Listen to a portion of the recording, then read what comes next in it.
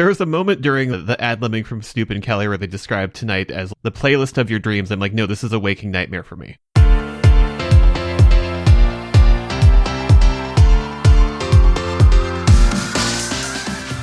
Hello and welcome to the EuroWhat, episode 305, dropping on July 21st, 2026. We are a pair of Americans trying to make sense of the Eurovision Song Contest. I'm Ben Smith, and I'm here with my co-host, Mike McComb. Hey, Mike. Hey, Ben. In this episode, we'll be finishing our look back at NBC's American Song Contest. Oh boy, this show was a thing that happened. It was very much a thing that happened, and a thing that I lived through, and a thing that I watched, and yet none of it has stuck to my brain. Very little of it has stuck to my brain. I think most of it is the snarky stuff that we've been going over both in our previous episode of the first half of the series and the second half. Actually the second half I don't remember as much. No, just as soon as my brain was like, this is not a serious thing, just stopped writing anything to long-term memory. And I think also like this was in the lead up to the 2022 Eurovision Song Contest, which like I was at that contest. So as you'll hear in the last episode, we ended up recording that like a week and a half after the final air, just so that we could like actually talk about it and not have me be up at like 2 a.m. in Italy being like, The scheduling of this show, like, I get why they did it. I get why they put it sort of in the, well, kind of, I don't know, it's just like, if they're trying to get, like, some weird combination of the American Eurovision audience and some part of the European audience that's into Eurovision and therefore is automatically going to transfer over, maybe, but they so rarely reference Eurovision, or that this was even really inspired by Eurovision. Like, it was a very weird synergy that did not acknowledge any synergy whatsoever. We have to call it the big game instead of the Super Bowl. Exactly. The large song contest that happens elsewhere. But listening back to this, like, there were like a few things on this half of things where I'm like, oh, like, is this prescient? Is this just, I saw a red car and now all I see are red cars? Like, what's going on? We chat a little bit about radio rotation stuff, and we're currently in a period where is radio rotation a thing anymore? Because just like Lizzo's album just very publicly flopped, and that was just sort of, there was like a lovely discussion online about, okay, was she a radio artist? Do those still exist, etc.? Alexa just popped up at Melfest. Was that part of the prize? Also, what was the prize for this show? Yeah, because it felt like every week, every sponsor just sort of looked at what they had were contractually obligated to provide and figured out like the vaguest possible interpretation of the terms of the contract.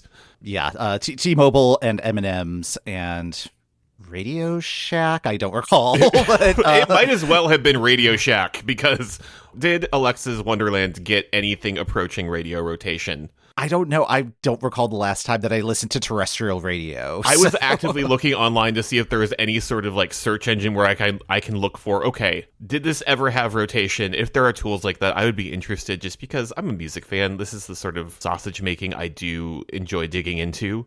I can't tell if it was actual excitement or just sort of, you know what, why not try it, of just the Canadian Song Contest. And now here we are in 2026, and we have been told Canada is debuting next year at Eurovision. We're not even trying like a local dog and pony show over in the provinces. We are just going straight forward to send somebody to Eurovision. Martin Green gave an interview after the announcement about Canada joining the contest, and he said pretty directly that like national specific versions of the contest are no longer on the roadmap. So perhaps Canada's participation is partially a make good for the contest that never materialized. So something like that, or just sort of like getting ahead of Canada's coming. Are we going to do ASC season 2 finally? Just like, no, 3 people who are excited for that. We're not going to do that.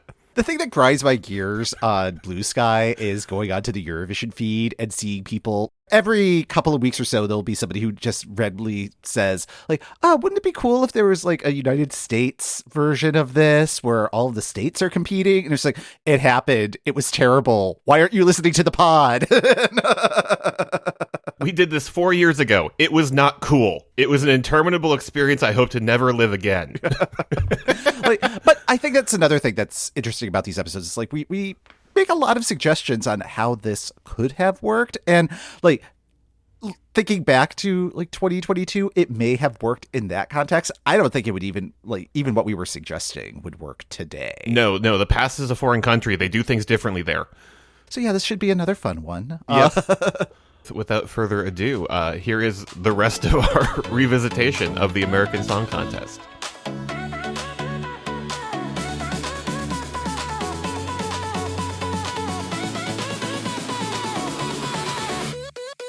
There was a sense of tiredness on the program this evening. Just everybody seemed a little out of it. Snoop seemed out of it. The people who were supposed to put the graphics on the screen seemed out of it. Were they out of it or over it? Because I think an argument could be made either way. Yeah, I think just strongly leaning to over it. Just like, oh man, we have 3 weeks of this left. We have done it. We have finished the heats, but this is not a sprint. This is a marathon.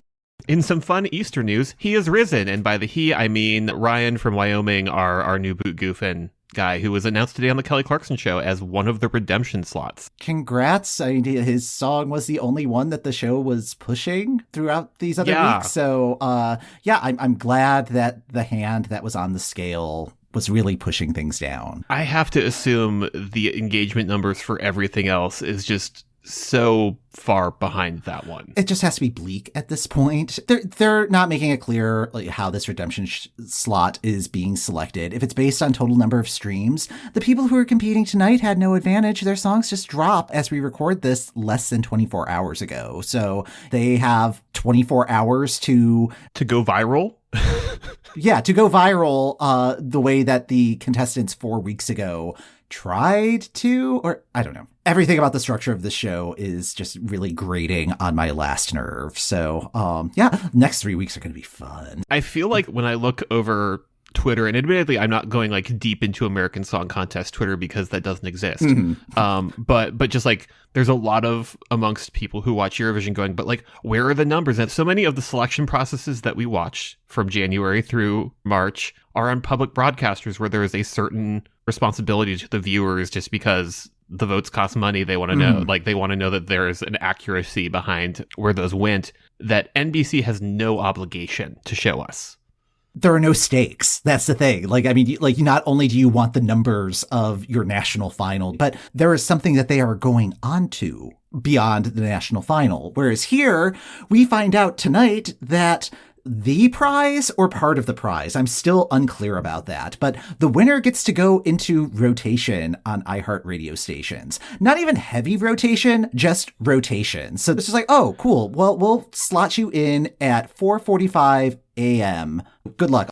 Yeah, it just kind of reminds me of back when I was watching Food Network and Food Network was running like Next Food Network Star, where like theoretically you're going to see a program of this. I never recall seeing any of the winners' programs. Yeah, I mean, I think it was like Guy Fieri and maybe one other person. Like I know exactly what you're talking about. And it was the same on like HGTV. Yeah, like there's just no.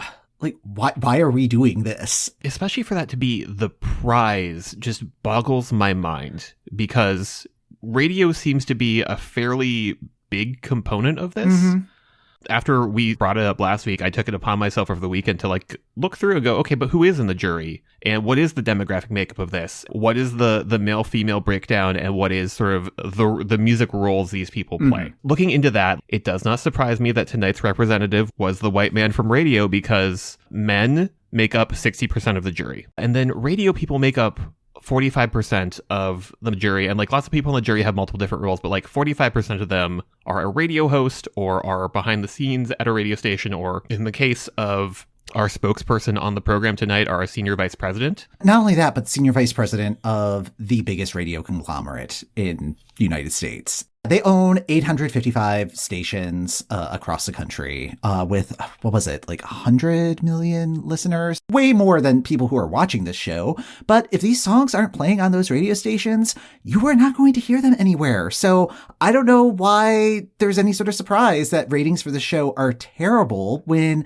the product that this show is producing isn't going anywhere. if you're expecting it entirely coming through streaming, yes, we do a lot of streaming, but there is still a part of the music industry where like you can hear a song on the radio and go, oh, that's awesome. That's something outside of what I normally listen to in my little streaming bubble. Right. It's just like this really old school look at how people are engaging with media, which I mean, I guess sort of makes sense because we're watching this on NBC. We're watching this like on a non-streaming format. Everything about this is just so old school that it's just baffling to me because it did not have to be this way at all. Yeah, well, and like, especially if the question that we're asking is like, why isn't this working? It's like, well, you're doing it in a way that would have worked like maybe a decade ago, but even then.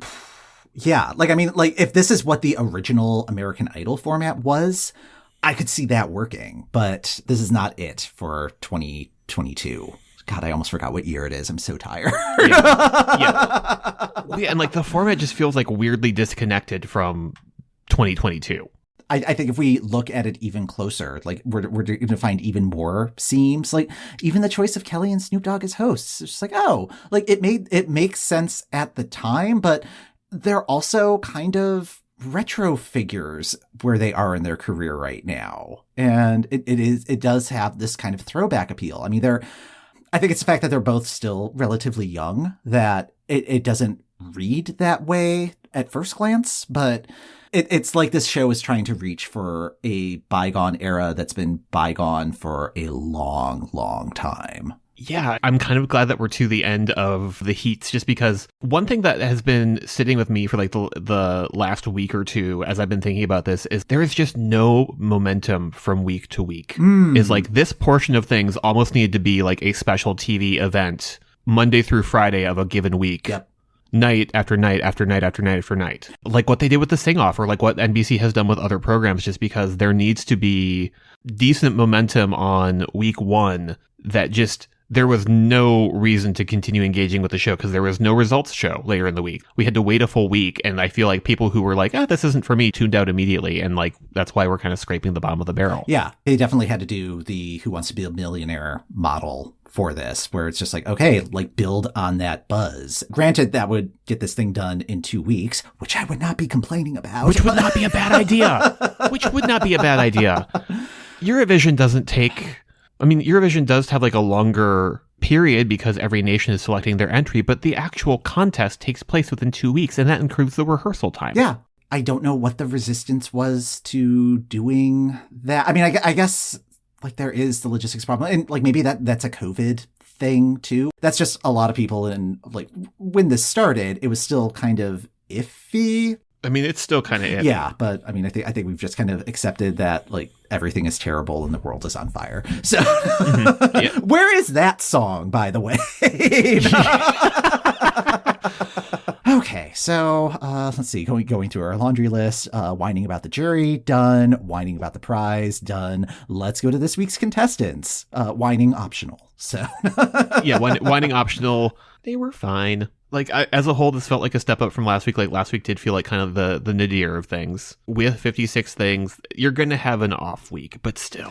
Like, I'm looking through this list. I was watching the show, but I think I remember almost none of these. And, like, the show finished, like, a half hour ago. So, like, this is bad news. Yeah, like, I enjoyed California. I thought California was a lot of fun. Yes. They had a great vibe. If we want to make an American adaptation of Hurricane, they seem like a fun group to workshop that way. Yes. Yeah. I think they would be good representatives for that. We just need to come up with what the American title is and pitch that to CBS.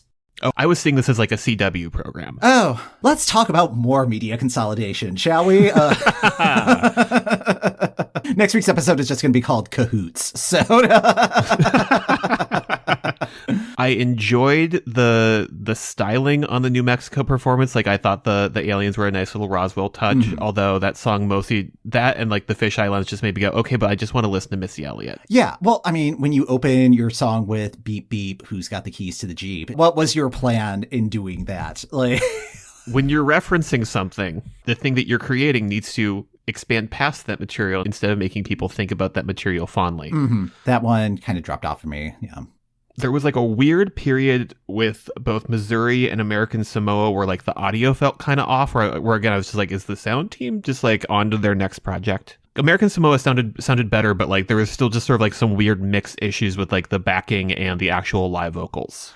We've been commenting on that, I feel like, every week, and it does feel like it happens in the middle of the show. So I don't know if maybe there's some sort of switch over that happens at that time. That would be contributing to it. That could be it. Is just from like hour 1 to hour 2. Yeah, it could be like a union thing where it's like, oh well, we have to switch sound engineers now. Yeah, this weird changing of the guard. So over the weekend, the quote unquote leak, which it's not a leak if you actively release it NBC. If it's on your official YouTube channel, it's not a leak. Yeah, it's a promotional film. If it were actually a leak, you would be doing copyright takedowns of that immediately. Yeah, if it was an actual leak, it would look like phone footage. Yes, yeah. Like it would be phone footage from the audience. When that came out, Dude Point did ask me to yell about the North Carolina man, and I can't do that because his song was so bland. Yeah. There's nothing to yell about. Except for the scoring, like that happened immediately after that. But like we've been yelling about the jury scoring for weeks. Mm-hmm. Why did you need to yell about the North Carolina man? Was there? I think it was just like a combo of like the mullet and the mustache and just the generic country song of just. Oh, okay. Yeah, and like we have like 3 of those. We have 3 of those in the contest. It's great. Yeah. We love it. Yeah. I liked Vermont. Like the song was very much like youth pastor energy, which led to like a real fun tangent in our mentions of just sort of how can we adapt every song into like the generic youth pastor. You know who else's life is like a roller coaster? Yeah. Yeah, while you were in that sidebar, I was in a sidebar with Dale from Aussie Vision about jelly and jam and how it mixes with peanut butter. That actually took up a lot of time. Like, I know these other performances happened, but I know nothing about them because it was just like, oh man, this is amazing. Because it was just getting into linguistics and food. And I hope he didn't feel like we were piling on him or anything. I just thought it was like really fascinating. Oh, it was a delightful conversation. I was trying to be as helpful as possible and be like, no.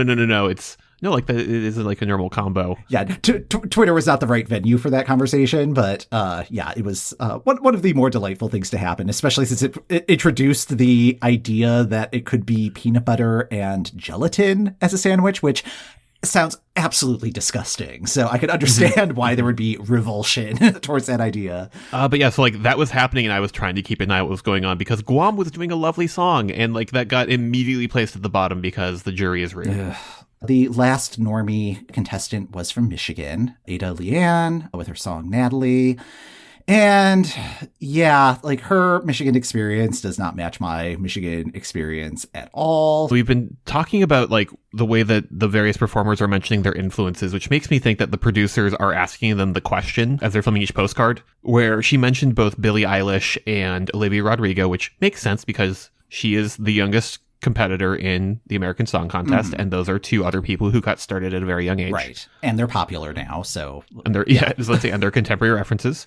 You can't squint your ears, but if you squint your ears on that song, like it's basically Olivia Rodrigo's Deja Vu. No surprise that the iHeartRadio people would just be lapping that up. Would see that and go, we can play that at 4:45. Yeah, there we go. Yeah, yeah. Whereas Cisco, who closed the show, I don't know when or where you would play that. It was fun to watch. Like it was like watching somebody playing WarioWare or something. As soon as you said WarioWare, I was like, it is.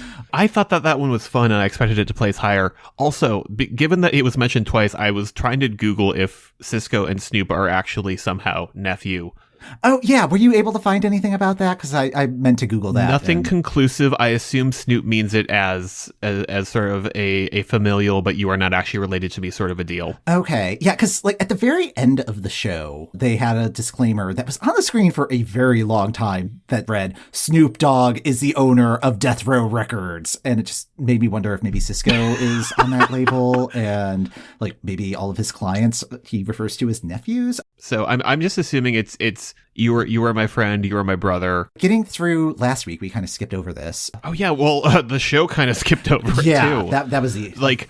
I was trying to figure out like what they were planning for the end of the show, given how much they were on the gas pedal at the start of things. Yeah, and it felt like they were on the gas pedal throughout. Like when they hit the halftime part, that was the first time where it felt like it was kind of saggy. But when Cisco finished his performance, I looked at the clock and was like, really? It's like 8:53 right now? That doesn't make sense. I was also surprised that so much had happened, that like we were so close to the end of the program. Mm-hmm. At the beginning, like typically we get like the fun Snoop, is it you? Is it me? Uh-huh. for like 5 minutes. Yeah. And like this week is just like, these three are through and we're not going to show them on camera because they're not here. Yeah. Well, yeah, maybe that was why. Yeah, like the whole thing is like the structure of this just makes no sense. Washington was the jury pick last week. Was it only last? Or is love also a curse? Maybe they're a little bit of both in reverse. Having now done demographics on the jury, I'm like, yeah, I see why that one appeals to a lot of them. Massachusetts got through, which was expected. Georgia got through. You got this, babe. Have you tried calling your mom? I believe in you.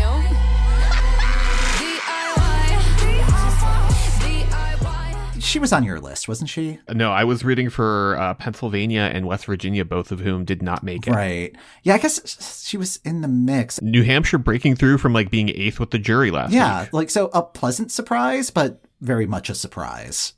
Giving us the anything can happen. One thing we have been noting week after week is that they're figuring this out as they go, but also like, what are we doing? Yeah, like they have not landed on anything resembling a format yet. It's a dead show walking. So like the fact that they're still on the air is like people are still getting paid. People are still getting work. So congrats to that.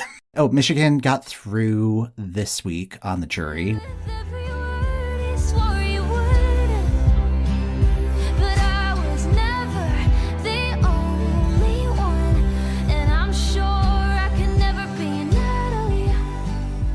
Again, like we said, easy jury pick. I guess it also gives them a chance to absolve themselves. It's like, hey, we named a woman. And it's like, well, if we look at the bottom of the scoreboard, it's still all the people of color. So what are y'all doing? Yeah.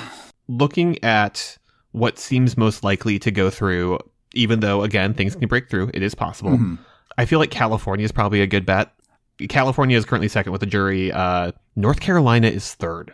Like, that got announced as second when they added that one to scoreboard. I was like, what? Yeah. Also, I don't know if California is necessarily a safe bet because Florida was second with the jury and that did not get through. That did not work out. You raised an excellent point. American Samoa, I thought was lovely. I would love to see them go through. Yep. Illinois was fine. It was a good show opener. Yeah. Yeah. I don't know. Like this week is weird just because it's like, oh, it's Michigan and Illinois. I've got all this representation. I didn't really care for either of them.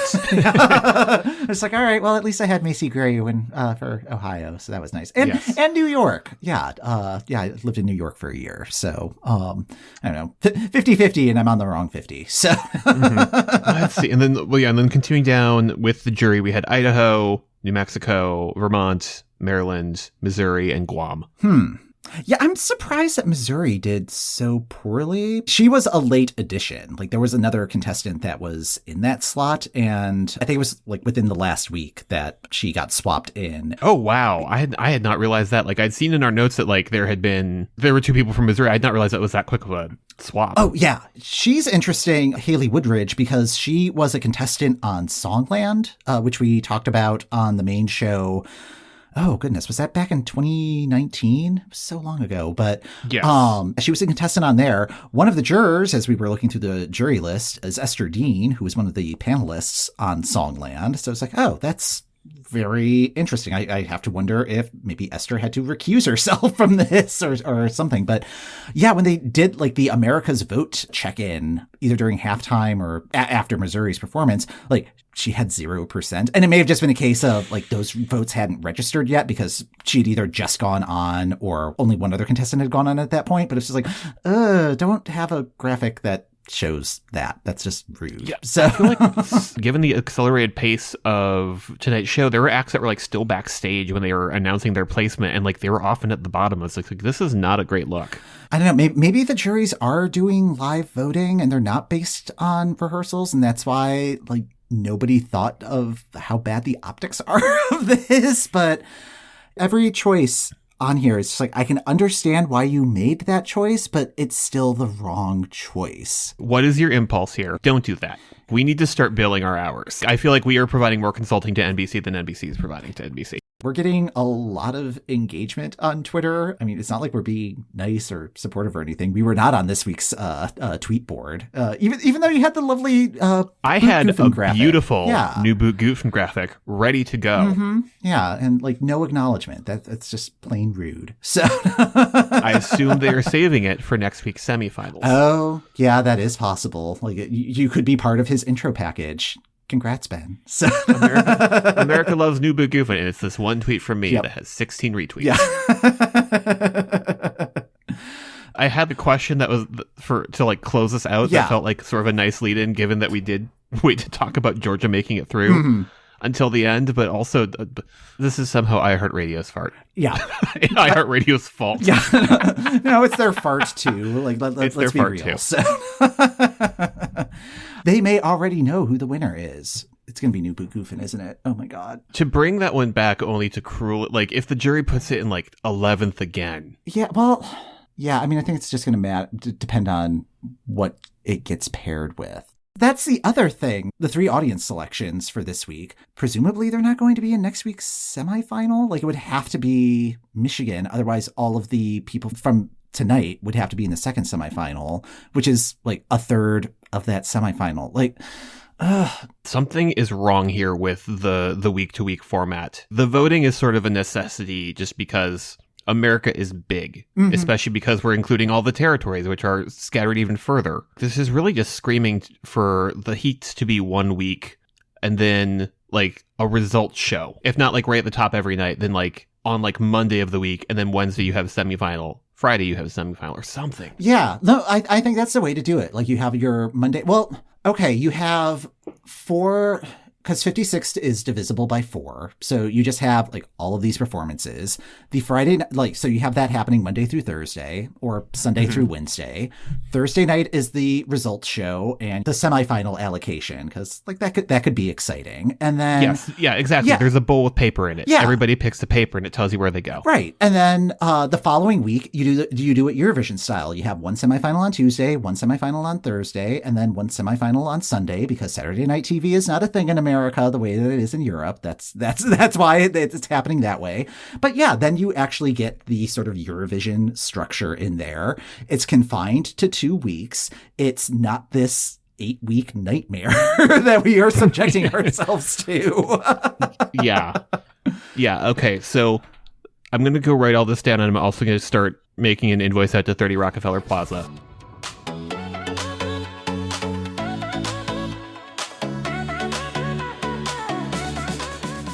It was just announced that there's going to be, it's either going to be called the Canadian Song Contest or Eurovision Canada. However you slice it, there's going to be a Canadian version of this thing. So season 2, yay?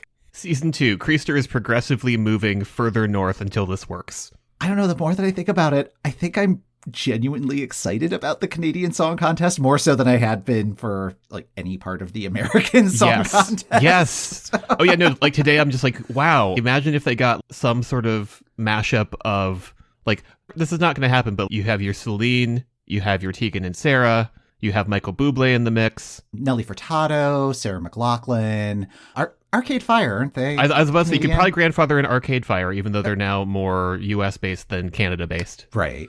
But it's much more contained, because I think they said it's 11 provinces and 3 territories. It is 1/4 the size of this monolith that we are. It is one night of tackling. programming. Hopefully, yeah. If they find some way to stretch us out to 8 weeks, I swear to God, Please just mail the CBC week 4 and be like, this is what you were trying to avoid. I hope they're paying attention. I mean, they watch a lot of American TV. They have to know. So, should we get back to the American version of this? Meanwhile, here in the States, yeah, it is the semifinals. Yay! I was very excited because it means that we only have 2 more weeks of this program left. And then we're done. I didn't know what to expect from tonight. We know the 11 acts they're performing. Are there going to be changes either to the format or to the performances? And the answer there, yes and no. Yeah, I would say there were little tweaks in both of them. Yes. Well, I guess one tweak isn't so little in terms of how they determine who advances from the semis to the final. There is one jury pick, as always. We do need to keep it a thumb on the scale. Mm-hmm.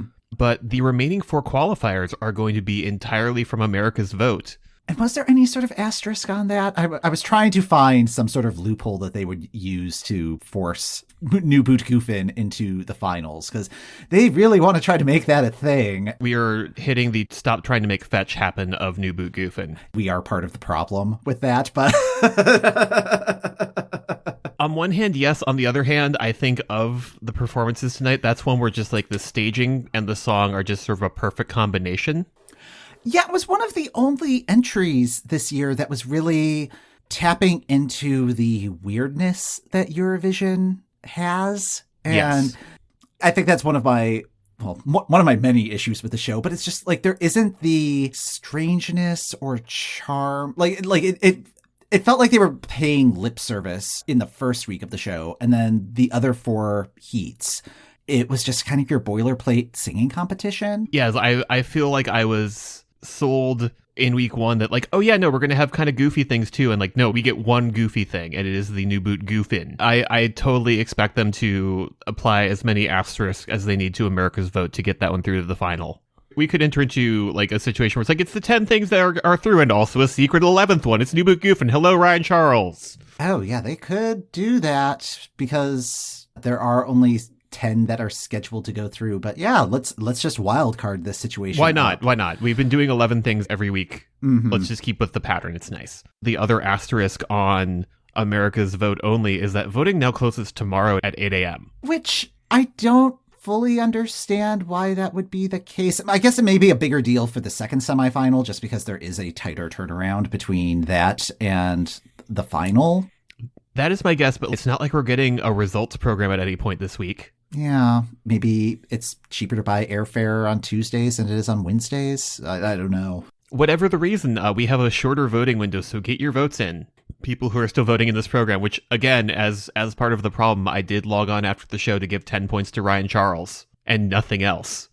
Not even Oklahoma? Well, Oklahoma, I like that one, but I also know that the K-pop stan army has that one covered. It doesn't need my 10 points. I'm worried about that theory. Like, I feel like so many American Idol contestants have been eliminated based on logic like that. Right, but have you seen the BTS concert? No, you haven't. They're all sold out like 3 months in advance. The BTS army will buy 20 variants of an album at full price. They are dialing into the TikTok and sending the things to NBC. Wonderland was the only entry tonight that had TikTok coverage because Alexa is doing the promotion and making a dance on the TikTok. All right. Yeah. Well, as long as somebody's doing the TikTok thing, because NBC's really been pushing it, and I don't think they've gotten any sort of response. Just like, it just sounds like somebody in the room was like, we should have a TikTok component, and then like nobody in the room knew how to actually do that. Yeah, it's like, how do I get this on my phone? We should also talk about who qualified from the final heat, because none of them are going to be in tonight's show, probably because they didn't know if they qualified until tonight's show. Michigan got through as a jury pick. Ada Leanne does perform in the first semifinal. The other finalists that were decided by America's Vote were American Samoa, Pray for the ones that we got and blessed by the ones that we've lost. Yeah, yeah. Though it may not come today, we're gonna be okay. Pray for the ones that we've got and blessed by the ones. North Carolina, Right in the middle, right in the middle, loving you. Girl, I'm still right in the middle, loving you. and California. The keys to the kingdom. Open up the gates, boom, boom, boom. Put you in a whole new position. Can you get it done, dun, dun, dun, dun, dun. Love me like it's the last night of your life. Two of those three I am very happy about. Yeah, I will take those two and I will ignore the third one because, oh good, another bland countryman. As soon as America Samoa was announced, I was like, oh, wow, the voting public did something great. Awesome. Good, we're doing a good thing this week. I did notice that California, North Carolina, and American Samoa were 2, 3, and 4 with the jury, so votes might just be flagging, which has me real worried about the shortened voting window. Maybe that's another reason that they shortened it, because it's just like, well, nobody's voting after 8 a.m. on Tuesday. It's like, it's so like, we don't have to pay for the extra phone lines. Yeah. If you are in line to vote for the American Song Contest, stay in line. Somebody standing outside of the bullhorn yelling at a squirrel. Why am I outside of my fire station? Okay, so the makeup of tonight's semifinal was interesting scheduling. They had 4 of the jury picks in the mix: Kentucky, Washington, Rhode Island, and Michigan. They had Brian Charles from Wyoming as one of the redemption slots, which makes sense that there would be one redemption slot this week and then the other one the next week. And then it looked like they were trying to do 2 acts from each of the heats. The math got a little squirrely with the last 2 heats, but I think part of that is just because, like, you could not have last week's winners in this week's show without spoiling who the winner is. Yeah. Again, another format problem that they really could have figured out how to finesse that better, but this is where we are. Well, let's just roll with it. This is the bed that we have made. We will continue to lie in it. So the lineup tonight was Kentucky, Colorado, New Hampshire, Washington, Alabama, Wyoming, Rhode Island, Montana, Michigan, Massachusetts, and Oklahoma. Looking at this list, I remember these performances from the heats. So I guess that is a good sign that these maybe are the ones that should have gone through.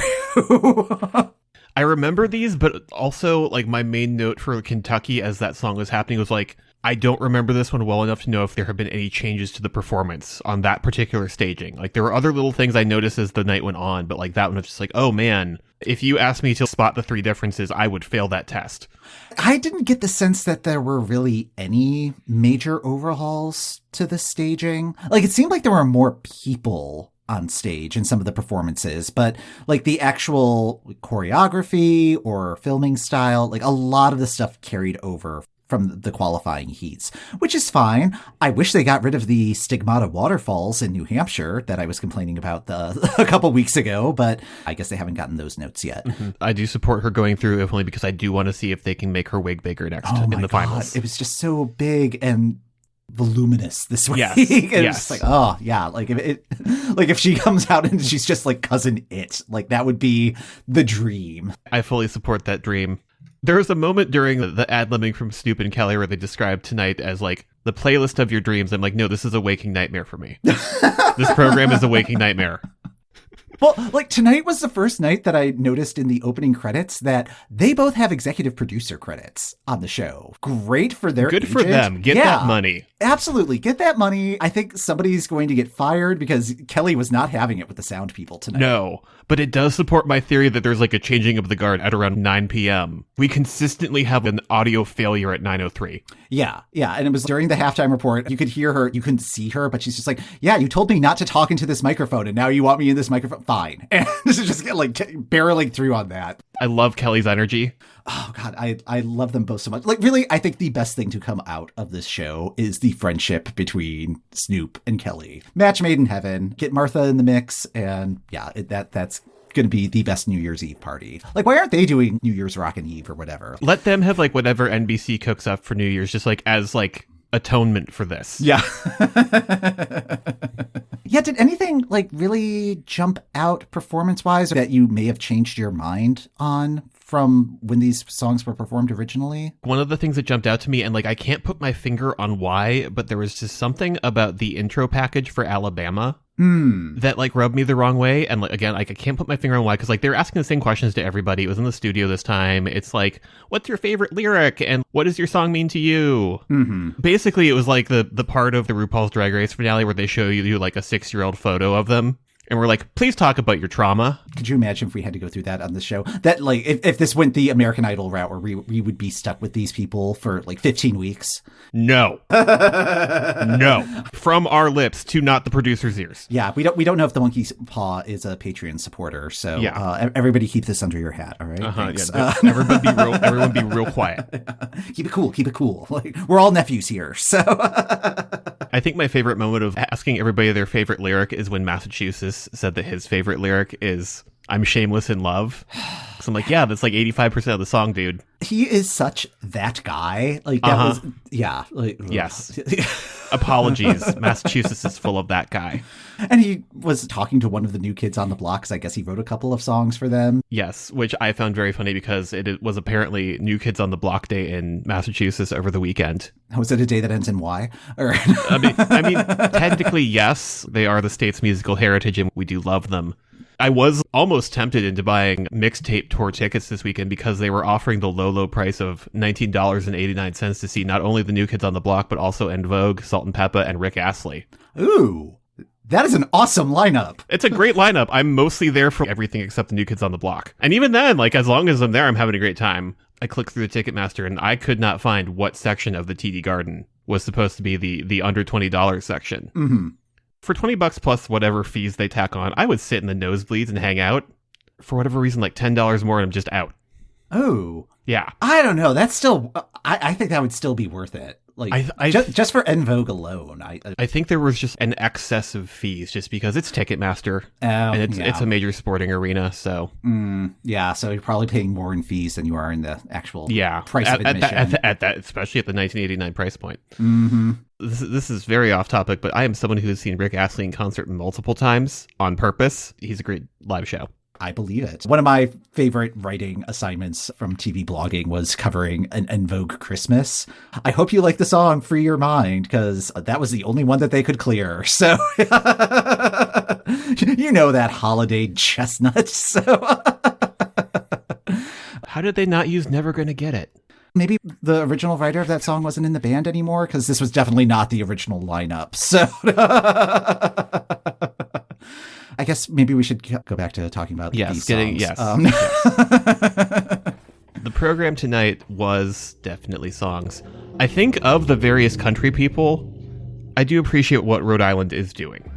I thought I could save us, but I was wrong. I guess we on too long. There was also just like a very sweet moment of backstage where it's him and Ryan Charles just like both new boot goofing, where I'm like, oh, why aren't you showing us this side instead of like the very serious, there's a drug problem in Rhode Island side? I think that might be another thing that is missing from this show, because like in the lead up to Eurovision, you have all of the rehearsals and the backstage footage and like everybody fraternizing and all of that interaction and camaraderie and stuff. And this show really isn't fostering that as much. Like they show them playing air guitar in the M&M's lounge, but like that's not the same thing. The M&M's lounge, every time they cut to it, just feels like the artists have been forced to be on there against their will. That probably is the case. There's a very contractually obliged feeling. What do you think is the most scandalous thing that has happened in that lounge? I don't know, but I was watching our Twitter mentions when you threw that out into the internet and was not surprised at all that like everybody went real blue real quick. And I went down like a fun rabbit hole. I'm like, yes, there is stuff about the M&M's commercials on AO3. So you're welcome, America. We did that. I think for next year's contest, I am going to have to add that to my rotation of sites to check when I'm doing background on the contestants. Who is having the fan fiction written about them? Sorry in advance to everyone. So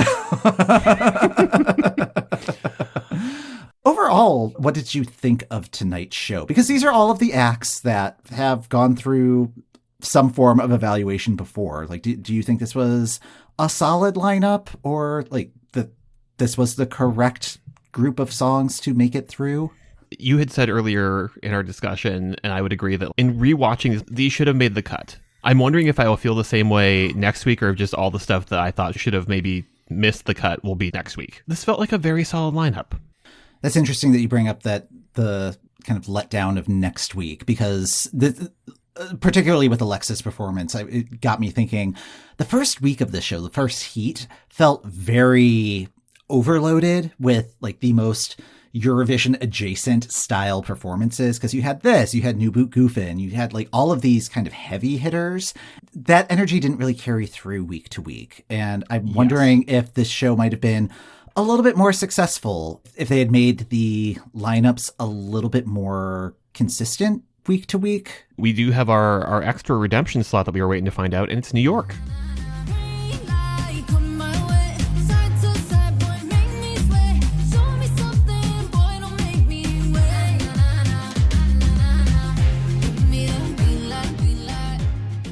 I was delighted by that choice. Yeah, like that was one that I was surprised did not make it through with the combination of voting. So it's very nice to see that people were showing it, were supposedly, because again the show just makes, because like everybody was talking about this one, like were they? We Are Everybody. Like the we people were on everybody, Twitter. and like we were talking about that one. So congratulations to New York, we did it. Yay! And maybe this time they'll perform it in the original Albanian. Next week's show's not like I'm looking at the lineup right now. We don't know the actual running order yet, but there's a pretty good mix in here. You've got Sweet Taboo, you've got Tanel, we've got North Dakota's Chloe Fredericks, we've got Texas.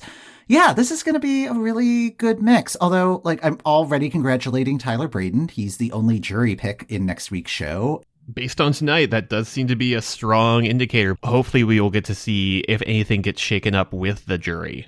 Because I think of next week's stuff, I think I'm rooting for North Dakota. I'm interested to see if I still like the Texas performance after a couple of weeks. Mm-hmm. And Michael Bolton just looking real shell-shocked in the camera for 3 minutes. Yeah. I wonder if they're going to make him go last just to make sure that he doesn't, like, leave as soon as he's done. Yeah. Because I could absolutely see that happening. Just like he is not going to have a fun studio. time in the M&M's lounge. No. Maybe he really enjoys M&M's? Yeah. Or he could be a Reese's Pieces guy. I don't know. So Maybe he finds them soothing. So great news. We have a bowl of them. We have multiple bowls of them. We have sorted them by color per your rider, Mr. Bolton. Thinking about M&M's, do you think they're getting their money's worth of this? Tonight's question, which sponsor is regretting this the most? Or feeling the most brand dilution? Let's think of the named sponsors. We've got Wells Fargo, we've got T-Mobile, we've got M&M's. Is there anything else? I feel like those are the major ones that I see every ad break. And like, honestly, like I feel like T-Mobile's having a great time. They're going to stick whatever song in the commercial. I was surprised that the redemption slot did not go to Let's Do It for the Phones. Yeah, I think T-Mobile's fine. I think M&M's are probably maybe not well, yeah, it's weird because I keep getting served M&M ads on Twitter, and it's just like, oh, like all of this fun stuff happening in the M&M's line, like all of this stuff that was written probably a year ago in preparation for this, and none of that is panning out. And one of the ads tonight really made it seem like the M&M's were even over this whole song and dance. Yes. It's just like, none of this is There was like one ad where it's like, our barbershop quartet didn't go through, where the brown M&M was not into it. Wells Fargo was there for like a minute. There's still ads. Like there's the one with Regina King. I do get the Regina King one, but like I feel like that one I was seeing before this, that doesn't feel like they've really tied it into the American Song Contest. It's not Regina King has locked herself out of the house, so she wanders down to the American Song Contest studio and has a real fun time with Ada Leanne. I see her completely rejecting that script. Yep. Regina says no. Yeah. And you know what? Good for her. Good for her. Ever since there was that second or third heat where they were sponsoring the first ad break and then none of the other ones, like I think that was the end of the line for Wells Fargo. We've seen the first week. We will be sponsoring one ad break and we are out of here. They got out while the getting was good. Who do you think is going to make it out of tonight's field? Okay, so we know that Alan Stone has pleased the radio conglomerate. I feel like the K-pop stans are going to take care of Alexa getting through to the finals. Mm-hmm. So that really leaves 3 more slots from the people. Kentucky feels like another easy slot. That's your standard American Idol /Voice /America's Got Talent /other talent program. Yeah. That's their bread and butter. Mm-hmm. We know that New Boot Goofin is going to get weaseled in there somehow. Yeah, but is it going to be through audience vote? He was the one I voted for. Yeah. And like, we can't have that many voters at this point. Yeah. You're too powerful, Ben. Stop. Laramie Duspoint. I could see Alabama getting through as well for like the same reasons as Kentucky. Yeah. And I mean, that is a really good performance, I think. Yes, and, the staging is very good. Yeah. And were there any other acts that used the different filming technique? Because like they had that thing again where it goes into letterbox and it seems to be a much higher quality camera that is filming in like one fluid shot. Yeah, that I think might be one of the only performances that would have a Steadicam operator. So maybe that is what the difference is, because everything else is like overhead shots, wide shots. It's clearly like a director in the room looking at all the cameras. Camera 3. Okay, cut to 9. Okay, cut to 7. Right. This is a camera operator who is on stage.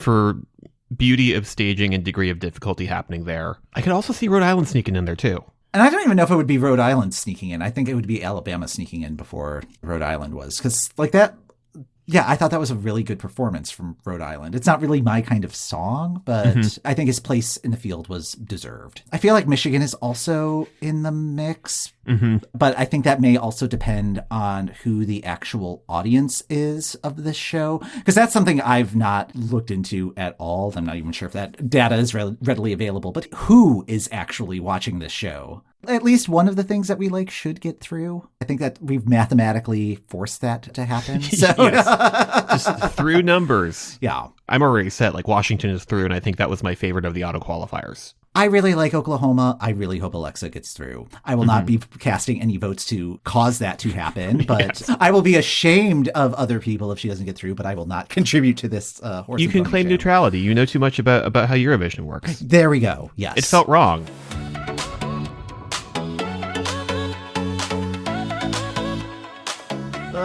The show.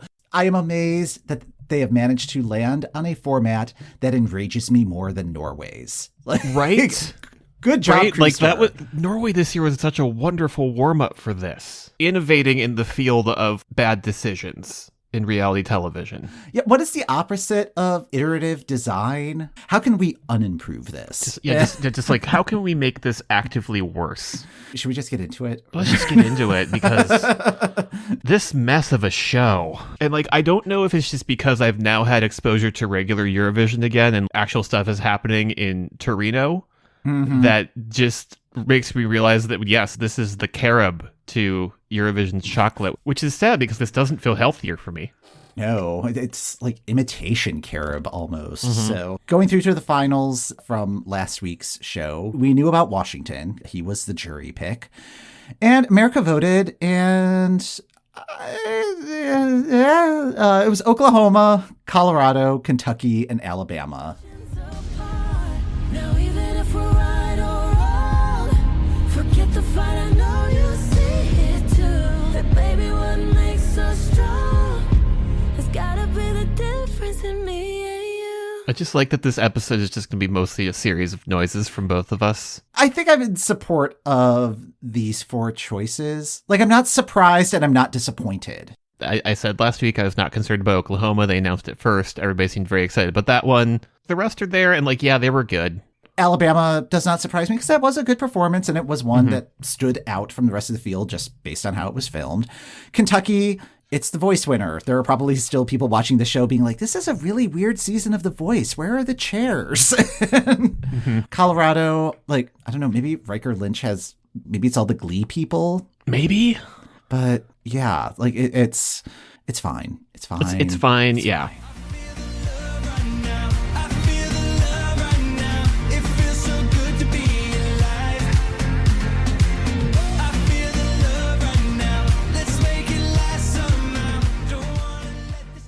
Yeah, this was the least enraging part of the show, and it went by so quickly. So Yes. I mean, it does have that in its favor. It's like the 2 hours goes by in a blink. This week, we had 11 contestants: Puerto Rico, North Carolina, Kansas, New York, North Dakota, Connecticut, Texas, California, Tennessee, Georgia, and American Samoa. There were some good performances and interesting switch-ups in this, and then the jury picks would happen, and I would just get mad.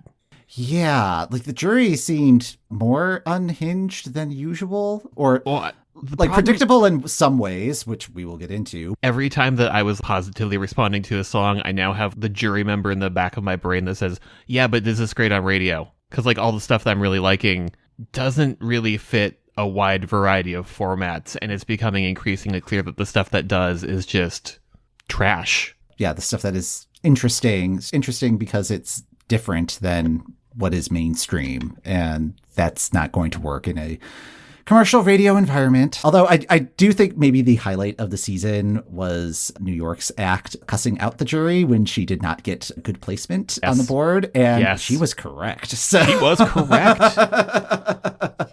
Both of the things that have gotten brought back have finished towards the bottom of the scoreboard, and it's just proving that was a weird design decision in the structure of this show. yeah, like getting into the full mechanics of it. showing us what the jury is doing, especially at this stage where the jury will have one choice, and then it's not getting mixed in with the audience vote. At least that is my understanding, where it's just like, okay, the jury will make their one pick, and then it's a free-for-all for everybody else. But we're seeing how the jury has ranked that, so it's just like, all right, just kind of spoiling the pot a little bit. Weirdly, I liked it better in the first week when it was just sort of a last-second end of program. And here's who they've chosen. There was a sense of not knowing, and I think in the attempt to give us slightly more transparency, they've just kind of given us more ammo to be mad. It turns out I don't want to know how the sausage is made. The sausage isn't good. I don't care how it's made. I don't want to know how much sawdust is in there. That's what our Patreons love, Upton Sinclair references. I don't even really know how to engage with this at this point because I'm watching these performances like, oh, well, yeah, these are very similar to what they were before. There may be like slightly different costumes or slightly different choreography, but it doesn't matter. The guy who was the jury pick was probably going to end up being the jury pick anyway, which that's what happened. Tennessee's in the final next week, and everybody else is just kind of there, and America will vote, and it's not going to matter because it's going to come down to Washington and Tennessee next week. And congrats to both of them. At least I like both of their songs, but and really this is the case, I think, for maybe all 56 songs. I have not had winter vibes once in this entire thing. Even with the less spectacular national finals that we go through like every Eurovision season, you still have that feeling of, oh, this is interesting. Tell me more. I feel like what I was saying before this program debuted was just talking about Latvia's final and how there were so many interesting things where even though I knew that many of these things were not going to win, I still immediately put them on a playlist because I wanted to continue to engage with them. I have not put a single song from this series on a Spotify playlist. Oh, yeah. Like, I stopped after week 2 even seeking out the Spotify playlists. It's like, well, I'm listening to them before the show. It's not really prepping me for anything. If anything, it's just kind of priming me for disappointment because it's like, I'm not really sure what the staging's going to be like. I don't know if I actually really care what the staging's going to be like. So maybe if I don't seek out the Spotify, I will enjoy the show more. But it's just, there's just so much so what about this. Well, and there, like, it just feels like that vibe of, I guess, is just kind of permeating everything. Because, like, if you look at the watch party videos, it's like 10 people in a room. Even the Texas versus California Kelly and Snoop bit, the energy there was very contractually obligated. I will say, at least from the Texas side of things, that seems very genuine. Like, I think back to like the second season of Survivor, Colby's luxury item that he brought from home was a Texas flag. And so it's just like, yeah, like that sort of Texas pride, I 100% believe. Yes. The California thing, sure. Like, I do trust both of their love for their home states is genuine, but just that bit felt very much like a bit. Yeah, and they are from some of the few states that are going to have that level of pride. New York, I think, would be another one where people are really proud of it. New Jersey, definitely. But, like, you don't really hear about, I don't know, Iowa pride or Nebraska pride as much. Of course, I don't really follow college football or anything. I was about to say, so, you have not been to people who have very strong opinions on the Iowa-Nebraska football game, and I have, and I can, like, that is the exact moment where that comes in. Yeah. But that audience isn't watching this show. There are little glimpses of what this show could be. The one that felt like a great moment of what this could be was like, we had like a simultaneous reaction of you going, who is this for? And me going, this is what this should be. Oh. With that barbecue thing. Like, we should have all of the barbecue states competing against each other in 1 week. And as like a fun little cutaway thing while they're changing the staging. There was like a series of BuzzFeed videos where it's like various people trying one another's potato salad. Like, it should be that with like everybody smack talking every other state's barbecue in like a fun packaged thing. If it were packaged that way, I would at least understand what it was for. But this was like 4 minutes of watching people eating food and then putting flags in it, which may have been the first time that some of them have seen the flags of their state, if we're being completely honest here. Individual state flags are not distinct enough. I've lived in Illinois for almost 7 years. I do not know what the state flag looks like because I have no reason to know that. Wait, but the camera angle on this needs to be better. I need to see which of these trays is brisket because like that's clearly Texas. Which one has a mustard sauce? That's North Carolina. Again, put me in, coach. I am ready to identify state barbecue. The only time I've ever really been exposed to the hyper barbecue discourse was on a business trip to Kansas City, and it was fine. It's that one's at the bottom of the scoreboard. It's fine. I'm also just not really into barbecue. Like, I'll eat it and stuff, but like, I don't seek out barbecue restaurants or anything. The segment was very much not for me, but I'm glad that you got joy out of it. So I'm just like, I need better camera angles. I need to see what the sides are. Who is getting a piece of toast? the sides did look good, though. I will say that. Barbecue So. sides are always the best. Do we even really need to go into the songs? There really did not seem to be that much difference between what we saw this week and what the performances were in the qualifying heats. I don't know. Did you notice anything majorly different? There were like a few things where I'm just like, I must have missed these last time, whether I was like taking notes or something. I had not realized that there's one member of Sweet Taboo that is only the rapper. Yeah, I noticed that the first time around because she was off to the side of the stage for like the first third or half of the song. It's like, wait, there are three of them, right? And then it swings over to her. It's like, okay. And like this time I'm just like, why is the one of them in the background? Did she lose her voice this week? And it's like, no, she's the rapper of the group. When they were announcing the results, I thought that there had been a mistake in how Kelly was announcing things. I'm like, they forgot Tennessee. Mm-hmm. They've been doing everything in order. And then I like had the horrifying realization of, no, they're going to knock Kansas out of the top slot as like a surprise thing.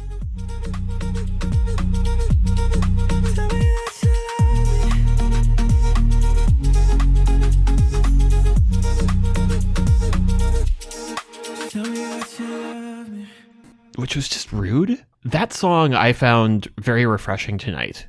It's the same song as last time, and I said the same thing as last time, in that like I find it really intriguing how it sort of bursts into a remix of itself after the first verse. Yeah, I think I was a little bit more receptive to it this time around because it didn't really do anything for me the first time. But, same, and like this helped convince me that, oh, this is why this is here. And there's like a refrain at the top of each other, like anything can happen, but I'm believing that less and less. Like the thumb is on the scale, and it's becoming more and more clear. As a network TV show, they want to make sure that absolutely not anything can happen. This is a very, very tightly controlled, micromanaged, overnoted production. I don't even understand like why I'm still getting mad at the jury at this point, because we've seen who they are. We've seen who they are just like week over week. So like it's just increasingly frustrating to watch this program. And especially with this whole red line jury, what have you, in this part of the process. I think a big part of that is Ben Silverman's part of the production team, and he was the one who was in charge of Biggest Loser, so I'm guessing that was his big contribution to this whole charade. I think that is adding like even more sourness to this whole thing. They still have not figured out how to handle the voting elements elegantly, like the way that they are doing the results from this semifinal, because they need to know who's going to perform in the final. They're revealing the last four qualifiers on E's Daily Pop and on the NBC Twitter feed, which, okay. That feels like a step down, and we're running out of steps to go down. I understand the corner that they painted themselves in, but like, this is just really not the way to go about that. I mean, it really does feel like they're just like, okay, we just have one more episode we gotta do. Can we just get through this? So we've all been on those sort of projects. Yeah, we've been on that project where it's just like, okay, we're like a paragraph away from having this done, and we're just gonna submit the paper. Done. We're at 496 words. Where can I put a therefore? I'm putting the font at 12.25. They're not gonna notice 12.25, and I'm increasing the spacing a little bit. Okay, cool, we're at a page. Go. The trick is 3-inch margins. So we will know on Wednesday which acts advanced. We are recording this after the show on Monday. The episode will probably be going live sometime Wednesday evening. We are not re-recording this. No, we're not like going to cut in like a fun little recorded moment of us going, here's who won. So you will be finding out when we find out and when we cover it. So yeah. Although I guess we could at least guess who's going to go through. Yes. So we already know Tennessee. I would like North Dakota to be there. Yeah, I have a feeling that's going to be a long shot. I think California is safe. Yeah, I think California is probably safe. Is probably going to be North Carolina. I don't know. The audience didn't put through Rhode Island, and I was expecting Rhode Island. Okay, yes. Through. And that was the one where I feel like everybody had stage wear, and if you had told me that the North Carolina guy had like COVID and they had to use his dress rehearsal footage, I would believe you. Michael Bolton, I don't think he's going to go through. No, Michael Bolton gets to go sit in his house and be with his grandchildren, and like honestly, let him. Leave Michael Bolton alone. Hasn't he done enough? I am hopeful for American Samoa because that really was a good performance. Something about the staging this time around, maybe like the words in the background, I forget if those were there last time and I just missed them, but like there was like a real resonance to that performance. There was a real joy to that performance. Yeah, it felt like there were more people on stage and like they were functioning like an actively participating audience, which is something that song needs. I think the restaging of that, they made good choices. There is a maximalism to Texas's staging that I'm really responding to. Like, it feels like one of those 80s music videos that for some reason has like 17 different setups all mashed up together.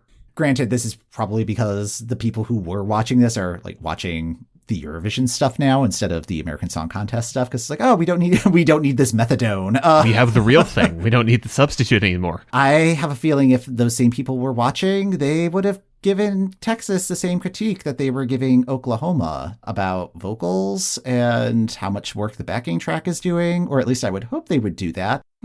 This is just as dubious as Oklahoma. And, you know, I am a defender of Oklahoma, but I just want to get that out there. I was pleasantly surprised by Kansas. Would love to see that get through, especially because it was leading the night. It's weird that, like, for many of these, just like I don't remember them, but also I have strong feelings about a lot of them. Puerto Rico, I think, was a good opener.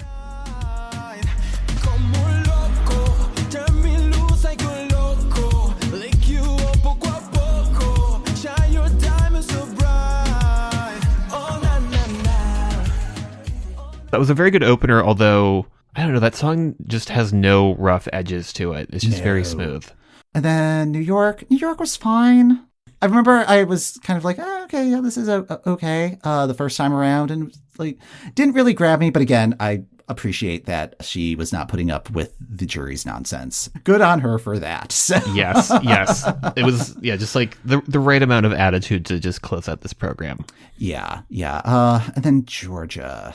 I'm worried that one's going to get through. I really did not care for that performance or her intro package. She is coming across as someone that I would never want to have a conversation with. No. I did not like her vibe from the first time, and I did not like it this time. Although I did like everybody's using this on TikTok for their home improvement projects. I'm like, yes, one time the grocery store was playing Alphabeat because it was summer and they have a song called Vacation, and somebody typed the word vacation into however they programmed the grocery store music. Yeah. So let's see. We said California.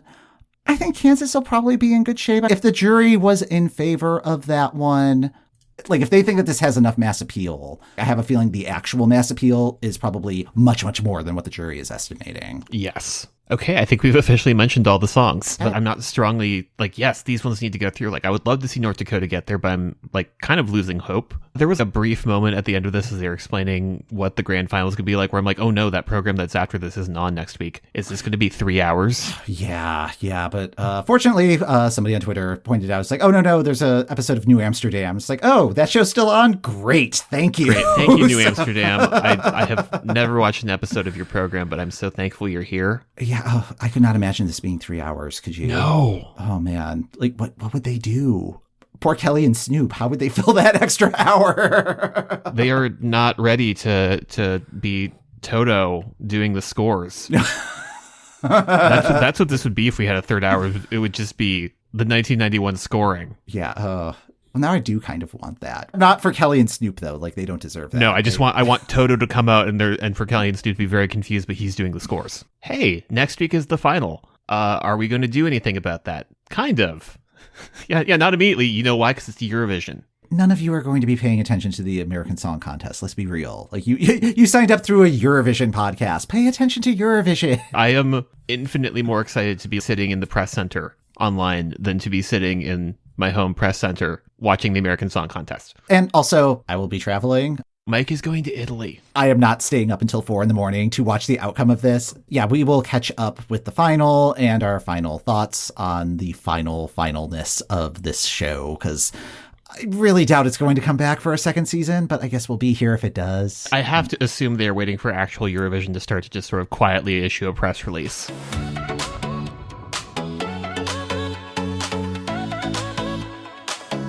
Oh, we made it to the end, Ben. We did it. We have crossed a little piece of tape stretched across the perimeter of the end of this show. The one that was labeled caution, right? Yes, it is caution tape, but we did get like our little fun space blanket thing. We are recording this well after the finale and after Eurovision and such. So I'm still recovering from jet lag, and I watched this at 4 a.m. Which feels like the correct liminal space to experience the finale of this program in. So great work. You watched this live, right? I watched this live, and I've enjoyed having a week to think about this and a week to watch Eurovision in the space between this ending and me getting to talk about it. Because, oh boy, this is a pale shade of what Eurovision is and what Eurovision means to me. Yes, I think that's been the theme this season. Although I will say, I think this episode was closest to what was probably pitched in the room for getting this thing off the ground. I'm not mad about this final. I feel like the lineup is good. The way the voting shook out was correct. But it's just been like a real frustrating process to get here. Oh my goodness, yes. So let's just start with the obvious. Alexa is the winner of the American Song Contest. Know how these things work out. Fun to believe, but they always leave. Heart filling up, I think I'm in trouble. Bet that you let me down by double. Off with your head, stop thinking they'll love you. Wonder if we had a chance, maybe they can Wonderland. Oklahoma decimated the televoting, and like the change they made at the voting the last minute, I want to circle back to, but I did some stats for what we did with Eurovision this week. There was a weird parallel between Kalush Orchestra basically getting every 12 point from the televote you can get, and Alexa basically getting every 12 from the televote that you could get. Oh, wow. Yeah, I didn't actually do any of the calculations. I did not actually do the math. Someone who was actually paying attention in the moment when this was live did the math and was like, yeah, no, she basically got every 12. Wow. Yeah. Good for her. They threw in kind of at the last minute that like, hey, the person who wins this is going to be on the Billboard Music Awards next week. And that feels like the right performer to give that to. Imagine if Michael Bolton won. Yes. Michael Bolton, who during his performance looked contractually obligated to be there. Oh, man. He just looked more and more baffled and kind of angry the longer the show went on. Just Michael Bolton to this program is Whoopi Goldberg to the film Theodore Rex. Well, paycheck's a paycheck. You cannot fault anyone for that. I think what I appreciated about Alexa, she was my favorite going into this, but it really seemed like she came into this competition with a plan and fully executed on that plan and received the reward for doing that. I wish the show was more of a hit, or that like other people were taking it as seriously as she seemed to be taking it. I really admire that about her. I think she really does have star quality about her. Agreed. I was chatting with my barber again today. The other person I know who is watching this show. And he had mentioned that he was watching a couple days later and he got spoiled on it because his wife had heard Alexa on the radio. So the prize is working. If nothing else, given how dominant K-pop fandoms have become in America, and just sort of the weird parallel of them not being played on the radio as much, although BTS is starting to make inroads, hopefully Alexa winning is sort of an opening up of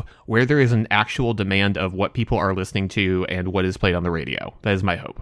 I think that's going to be one of the more interesting things to come out of this, particularly with the way that the voting shook out in the finale, where like the jury, as expected, went with Washington and Tennessee and Kentucky, and just having this white guys with guitar notion of what should be on the radio. And then the viewer vote came in and it was the opposite of that. Is this actually going to convince radio people that it's like, hey, maybe variety is something that you should consider? Or are they just going to ignore this and be like, they don't know anything, and just keep radio as it is? Mm-hmm. The video of Snoop explaining the voting was delightful, but then Snoop immediately undercutting it live was just like, did you get that? No, don't worry about it. Yeah, I mean, I'm really kind of surprised that they went through that explanation. We've all ranked things in a way where we give the thing at the top of our list 12 points, and then we give the next thing in our list 10 points. And then so on. And it was just like, the usual thing. It's like, no. Yeah, that's not how that works. I think my favorite part was the animation had like, oh, I'm a juror. And it was a cartoon of a black woman, and it's like, no, you're not the juror from Wyoming or Wisconsin or whatever state they're claiming this person represents. No, no, we've done the research. It's very unlikely that you are one of the jurors. We have done some analysis of the jury. This is incorrect. One of the main things I took a note of with the people who were live tweeting, which like everybody was at full Eurovision brains. Apologies to the grand finale of the American Song Contest. Kelly said something along the lines for North Dakota during the intro package where she said the words next season. And there's a corner of the internet that's like, it's getting another season. And I'm like, no, Kelly is saying that she's going to cover North Dakota's song on the next season of her show. I'm surprised that there was a rabid enough fandom to get any sort of response. Like, it's happening. We're getting into like, guys, let's calm down. Have you seen the ratings for this program? Have you seen the ratings for any other program on TV at the same time slot? But I do want to hear Kelly's cover of that song. I absolutely want to hear Kelly's cover of North Dakota's song. And then the other thing I noticed was during the T-Mobile ad where they're like, this is a prize. The phrasing of it was the opportunity to be featured in a T-Mobile ad. Oh, okay. The opportunity. Yeah. Well, I mean, if it was somebody who won who's just like not really an acting type performer, who's not really the T-Mobile brand, or if it was like Michael Bolton, because I really don't think he would want to sign that contract after doing this. So I was watching it on Hulu and didn't have any of the ad experience. I did not hear "Let's Do It for the Phones" once during this, so that was probably why it was such a pleasant experience this time around. Okay, so they made like a couple switch-ups on the voting in the final that I think were good decisions. Ultimately, I would have liked to see them implemented earlier. For the actual jury vote, they organized things into 10 pots of regions where the vote was together instead of being individual juror votes. That's how this probably should have been from the start. Absolutely. Yeah. Like have that be all in regions for not just the voting, but like what we were saying in previous episodes, have all the performers be from the Upper South region or like whatever. Like some of the names that they came up with these regions were just like, sure. It was getting like weird regional edition of Risk. Or possibly Hunger Games. Like it's like, oh, is this District 12? Yes. Yeah, it felt very districts. Like the only downside of that would have been there were only 5 or 6 areas that were within any sort of region. So it would only be like an hour-long show each week. Not that I would complain about that, that's not a problem. Not a problem show. We've seen the show. If we do somehow get another experience of this program, each state should have more than one juror. Because like Eurovision, each country has more than one juror, although we are currently seeing that has its own issues. It would feel like a little less of a thumb on the scale if each I almost said each nation. Yeah. If each state had one radio person and one musician and one other music industry person to try and reflect a more diverse perspective theoretically. Yeah, I mean, I have to wonder if maybe part of that decision was just the cost aspect, because that's going to end up turning it into a couple hundred people. They're not appearing on camera, so it's not like they're getting paid scale or anything, but I'm sure they're being compensated for their time in some way. And I agree with you that the jury needs to be diluted a little bit, although the split on this was kind of nuts. Yes, I was just about to get to that, is that I liked the idea of putting more power in the hands of the people, but I think they maybe tipped the scale a little too far in the other direction. So the way that this worked is that each jury region's voting power became the same as one of the state's power. So you had the 10 regions and you had 56 states, meaning that the jury now had about 15% of the vote and the people had 85% of the vote. So sort of like a reverse Romania situation. Yes. I'm trying to remember what Romania's cockamamie process was, but it's like, oof. Romania was like, hello, we the jury have 5/6 of the votes. Enjoy your 1/6. Yes. Nice to see sort of a course correction there. I fully agree that it should have been in the direction of the people, but also maybe just like a 60-40 thing. Right. I was also confused on if a contestant was from a certain region. Does that impact how the jury's going to be able to vote for them? Like you would think that, which one was it? The lower, no, not the lower south. I'm not going to try to pretend to know these names, but no, but like the region that Texas was in, you're just like, oh, well, does that mean that Texas doesn't get to vote for that person? That was unclear. Washington, Alan Stone, he was the only one to win his region, which I thought was kind of strange. I think another aspect of this is since there were 10 contestants and it was a ranking that rewards 10 different point sets, that nobody was going to get a null point, which I think is a smart choice for the first season. that would be the case with the televote as well. Nobody was going to be embarrassed, although, you could kind of do the math and be like, well, what's the lowest score that you could possibly get? And I believe that would be, it would be 56 points in the televote and 56 points with the jury. Well, wait. No, it would be 10 points with the jury. Yeah. Point is, you could tell if somebody really did not have that much support, if their score was really trending towards 100. Sorry, Tennessee. Yes. Yes.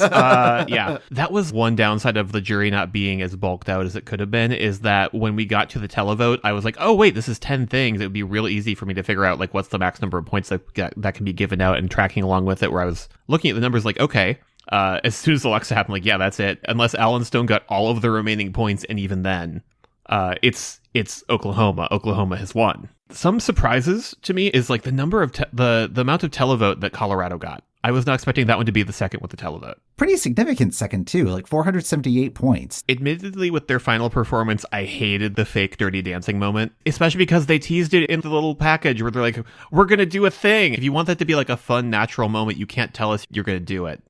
I was kind of secretly hoping that the trust fall into the audience was going to turn into a full City Zenny at the London Eurovision party. My only other staging up, because things are mostly just the same as before. Alexa was talking about how we're making some changes. I'm going to do the Red Queen. And then like Tennessee in their intro package is like, we're not going to do too much different. I'm just go, sweetie, no. Yeah.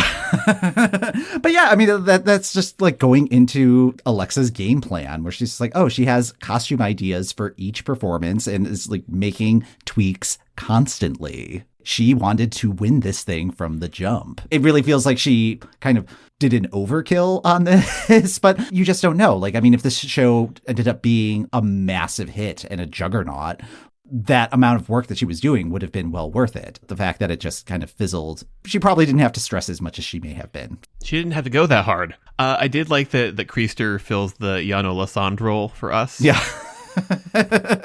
This is the person whose fault it is, America. Yeah, and then his catchphrase for the vote is "Make it happen." It's just like, okay, dude, like why did this become a thing? It's just like a weird season for the overseer of the blank song contest trying to have a catchphrase. Yeah, like did the guy before Yanola have a catchphrase? Granted, this was almost 15 years ago at this point. I do not remember if Svante Stokes-Celius had a bit that he did. I think he just did his job.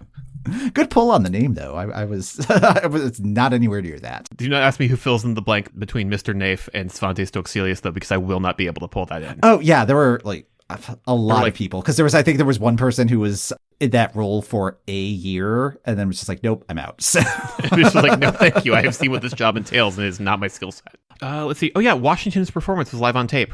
Like, I hope all is well with Alan Stone's family, and given the pre-roll package, I hope that his mom is okay. Yeah, I hope his mom's okay. He was also shown in his home with his very pregnant wife, so it could have also been related to that, where she may be having a kid at any moment. So hopefully all is well. Yeah, I thought it was a pretty good performance, but it really lost something without there being an audience there, I thought. Yes, I would agree.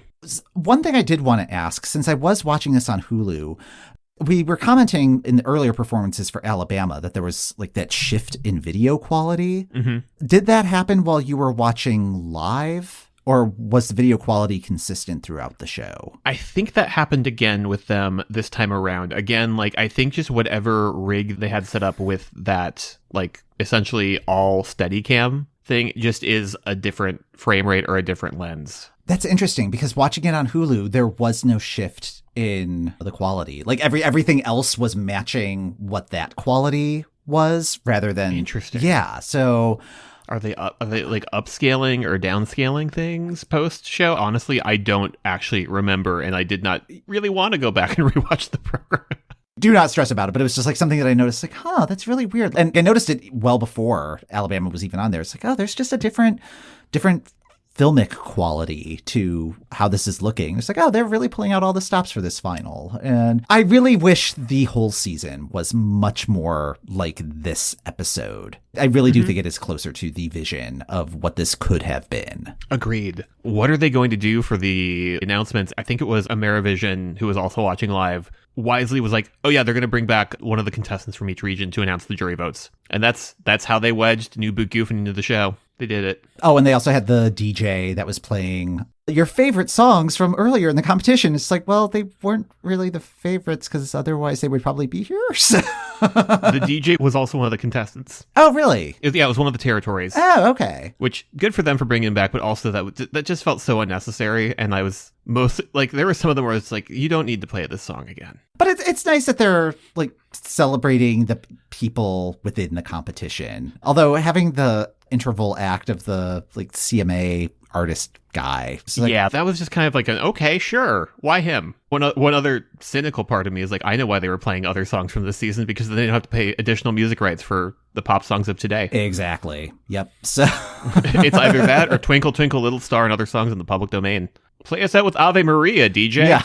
I mean, a dance remix of that wouldn't be so bad. So, yeah, I don't know if there's really anything more to say about this. This was a TV show that we watched. This was a television program that happened.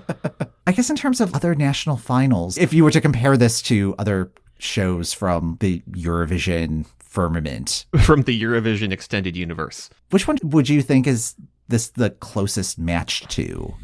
This felt like Norway to me. This felt like the last couple years of Melody Grand Prix, in that entirely too long of a process, and from week to week, highly frustrating, and yet the final was correct and we picked the correct winner. I can see that, yeah. Especially knowing how like frustrating I find Norway. Like that was the same level of frustration I was getting. Especially just because of like how much time I spent in January just yelling at Norway at NRK. This one was such a tough question for me because I feel like it was drawing from a lot of the different national selections. Like the old Lithuanian marathon is the first one that jumped to mind. When I wrote this question down, I was like, Mike's going to say the Lithuanian marathon. So you have 56 acts. Honestly, I'm surprised that Monica Maria was not one of the contestants on ASC. Yeah, but then like there were aspects of it where it's like, oh, well, it's a little Easty Lol. Definitely NRK Grand Prix. I mean, of course, you have the Melfest DNA with Kriester running the show. And also Cassiopeia, who was one of the contestants at this year's Melfest, was one of the songwriters for Alexa's song. But I think this particular final really reminded me of Denmark. Everybody's going to get points. It's a small enough field. The songs aren't particularly challenging. Everybody's just there to have a good time, and it's completely inconsequential. And the points are made up. They don't matter. That's what this national final is. It's whose line is it anyways? Gives Colin Mockery all of the 12 points. Of course, he's Canadian, so he could be host of the Canadian Song Contest when that comes around. So. Do it. Anything else that we can say about this? I feel like we've asked all of the questions that we can ask of the American Song Contest. We have asked so much of this show. Yes, and got so little in return. We have asked of this show the level of questions that we ask cauliflower to do so many things in recipes. When we know that we are writing a cauliflower a check that it cannot cash. The cauliflower pizza crust of television programs. Congratulations on television program. You made it to the end of the season. I think that is something that should be commended. All right, that's going to do it for this episode of the EuroWhat. Thanks for listening. The EuroWhat podcast is hosted by Ben Smith, that's me, and Mike McComb. That's me. You can find our full archive of episodes on our website at EuroWhat.com. If you like this episode, make sure you've tapped subscribe in your favorite podcast app. You can also leave us a review on Apple Podcasts and Spotify Podcasts. Your 12 points or 5 stars are always appreciated. Next time on the EuroWhat, it's summer. It's too hot to do anything. Let's go to the movies and watch Xanadu.